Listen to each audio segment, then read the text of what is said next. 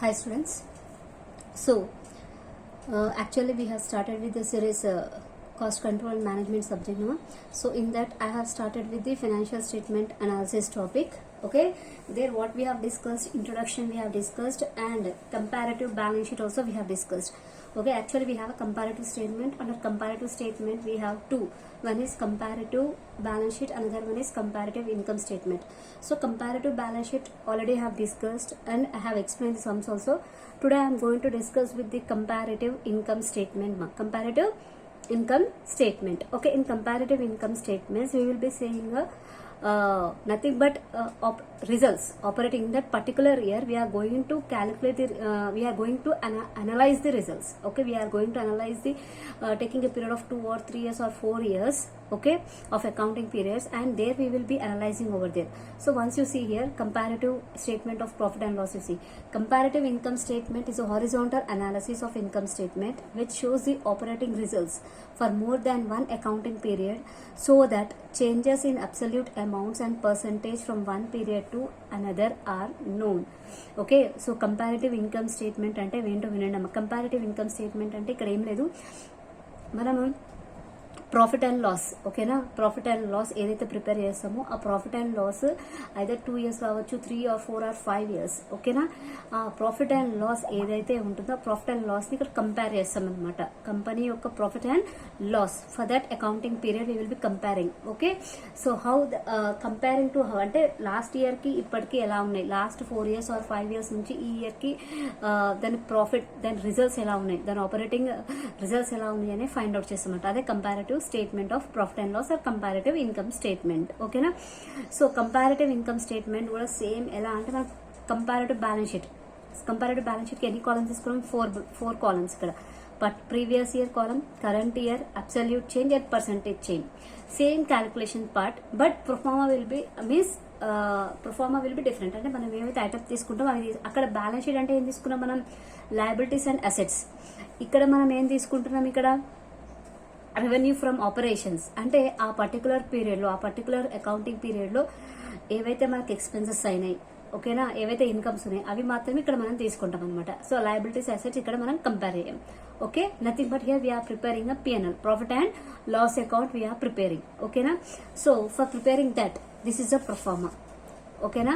So income statement proforma ఇదమ్మా. Already మీరు నాకు తెలిసి second year BCom second year third sem, ఓకేనా, థర్డ్ సెమ్ లో చూసుంటారు ఈ టాపిక్. ఓకేనా, కంపెనీ ఫైనల్ అకౌంట్స్ అక్కడే మనకి ప్రొఫార్మాస్ ఉన్నాయి. Okay, revenue from operations proforma చూడండి ఒక్కసారి, ఇది PNL proforma. Okay, statement of PNL ఇది ఒకసారి చూడండి. Revenue from operations, revenue from operations అంటే అక్కడ ఏం తీసుకుంటాం మనం, సేల్స్. నెక్స్ట్ అదర్ ఇన్కమ్స్, తర్వాత ఈ రెండు యాడ్ చేస్తే మనకు వచ్చింది total revenue. First revenue from operations, next other incomes, after that total revenue, after that next expenses.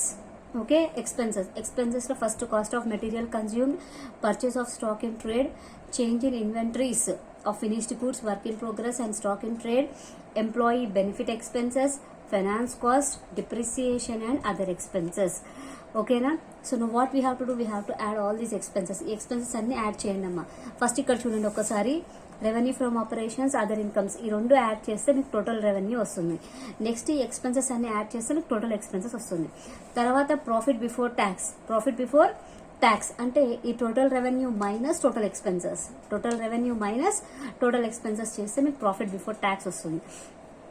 Okay, question లో ఒకవేళ ట్యాక్స్ ఇచ్చాడు అనుకోండి, ట్యాక్స్ మైనస్ చేయండి. If suppose in the question has given a tax, deduct the tax, then you will be getting profit after tax.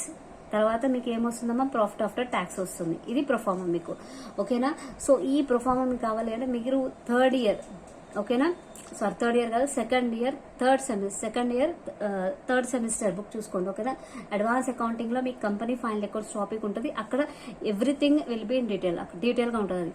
ఓకేనా. మళ్ళీ ఒకసారి చెప్తా వినండి అమ్మా. Proforma income statement, comparative income statement గానీ, కామన్ సైజ్ ఇన్కమ్ స్టేట్మెంట్ గానీ ఇదే ప్రొఫార్మా అమ్మా. కాలమ్స్ డిఫర్ ఉంటాయి కానీ ఇదే ప్రొఫార్మా ఉంటుంది. చూడండి, revenue from operations first revenue from operations అంటే సేల్స్ తీసుకోవాలి, నెక్స్ట్ అదర్ ఇన్కమ్స్, ఆ రెండు యాడ్ చేస్తే మీకు టోటల్ రెవెన్యూ వస్తుంది.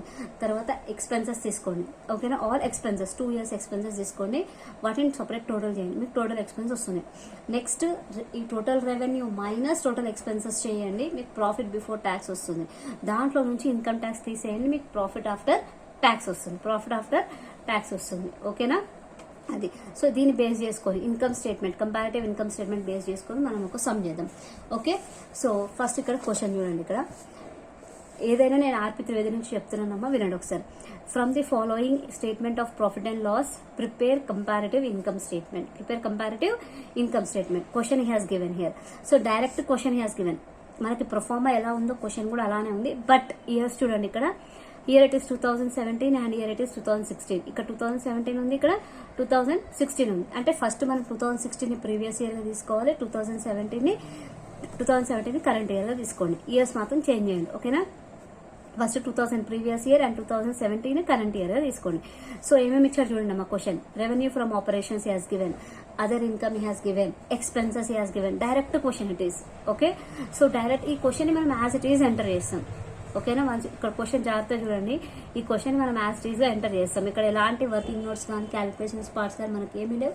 క్వశ్చన్ యాజ్ ఇట్ ఈస్ గా ఎంటర్ చేస్తాం, బట్ ఫస్ట్ 2016 తీసుకుంటాం, తర్వాత 2017 తీసుకుంటాం, ఓకేనా. క్వశ్చన్ అబ్జర్వ్ అయిందా? పేజ్ నెంబర్ ఈ లెవెల్లో ఉందమ్మా ఈ క్వశ్చన్, ఓకే.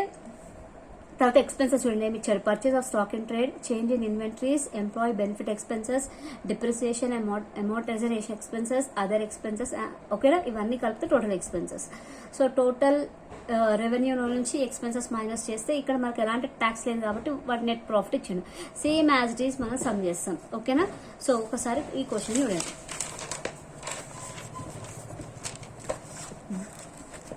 దాని క్రియేటెడ్ సమ్ చూడండి అమ్మ. Same first comparative income statement for the year ended 31st March 16 and 17. 31st March 16 and 17 he has given, okay. See here, first previous year and current year absolute change, increase or decrease, percentage change, increase or decrease. So first heading income. First heading ఏముందమ్మా ఇక్కడ income, ఓకేనా. ఆ income కింద first ఏం తీసుకుంది ఏంటి? Revenue from operations. Revenue from operations అంటే sales. Sales ఎంత వచ్చింది మన క్వశ్చన్ లో? 2016 17,50,000 and current year 20 lakhs. Next other incomes. Other incomes 50,000 and 75,000. ఈ రెండు యాడ్ చేయండి. ఈ రెండు యాడ్ చేస్తే మీకు ఏమొస్తుంది? టోటల్ రెవెన్యూ వస్తుంది. ఏమొస్తుంది మనకి ఇక్కడ? Total revenue. రెండు యాడ్ చేయండి, టోటల్ రెవెన్యూ. ఇవి తర్వాత చేద్దాం, ఈ కాలమ్స్ తర్వాత చూడండి. ఫస్ట్ ఇవి చూడండి, okay. Later on you can see these columns. First you see these both columns. ఈ యాజ్ ఇట్ ఈస్, ఎందుకంటే క్వశ్చన్లో ఎలా ఉందో అలానే రాస్తున్నాం కాబట్టి చూడండి. Next expenses. Fourth heading is ఏంది? ఎక్స్పెన్సెస్. సో క్వశ్చన్లో ఎలా ఎక్స్పెన్సెస్ అయితే ఇచ్చారో అవన్నీ అలానే వేసుకోండి అమ్మా. First purchase of stock in trade ఇచ్చారు 10 lakhs, 11,60,000. Change in inventories 25,000. బ్రాకెట్లో ఇచ్చారు కాబట్టి మనం కూడా బ్రాకెట్ అంటే మైనస్ ఫిగర్, మైనస్ 25,000. ఇది 10,000. Employee benefit expenses 3 lakhs, 3 lakhs. Depreciation and amortisation expenses 50,000, 50,000. Other expenses. ఈ ఎక్స్పెన్సెస్ అన్ని టోటల్ చేయండి అమ్మా, ఓకే. ఓన్లీ ఎక్స్పెన్సెస్ మాత్రమే టోటల్ చేయండి. ఇది 14 lakhs వచ్చింది, ఇది 16 lakhs, 10,000 వచ్చింది. తర్వాత ఏం చేయండి? Fifth heading profit before tax. ఏంటి fifth heading? Profit before tax. Profit before tax ఏంది ఇక్కడ? Total revenue minus expenses. Third heading minus fourth heading అంటే 18 lakhs minus 14 lakhs. 18 lakhs minus 14 lakhs ఎంత వచ్చింది ఇక్కడ మనకి? 4 lakhs. 20,75,000 మైనస్ 16 lakhs 10,000 ఎంత వస్తుంది ఇక్కడ? 4,65,000 వస్తుంది, ఓకేనా.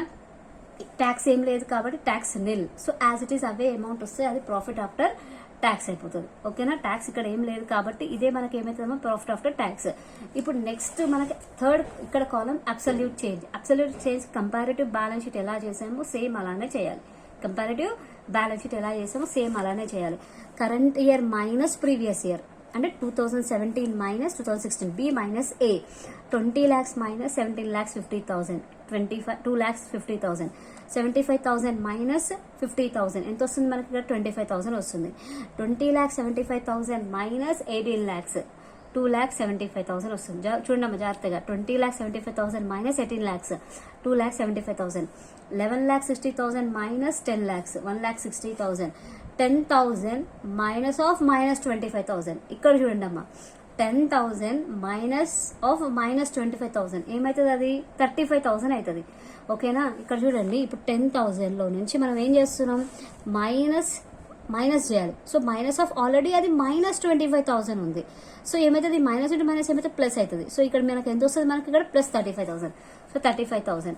ఓకేనా, next 3 lakhs minus 3 lakhs nil, 50,000 minus 50,000 nil, 90,000 minus 75,000 15,000, 16 lakhs 10,000 minus 14 lakhs 2 lakhs 10,000, 4 lakhs 65,000 minus 4 lakhs 65,000.